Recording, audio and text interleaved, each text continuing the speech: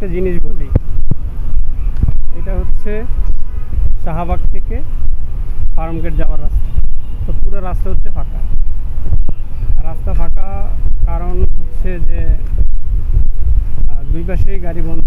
কারণ হচ্ছে আজকে ওই জুলাই যারা আহত হয়েছে এবং নিহত হয়েছে তারা শাহবাগ বন্ধ করে দিয়েছে। তাদের দাবি ছিল যে জুলাই সনদ এবং জুলাই ঘোষণাপত্র প্রকাশ করার জন্য সরকার, তো সেই জন্য রাস্তা পুরাই বন্ধ। এখন আমার কথা হচ্ছে কয়েকটি অ্যাম্বুলেন্স দেখলাম জ্যামে আটকে আছে বা যাইতে পারতেছে না। তো অ্যাম্বুলেন্সে আমরা তো জানি যে ইমার্জেন্সি পেশেন্টই থাকে।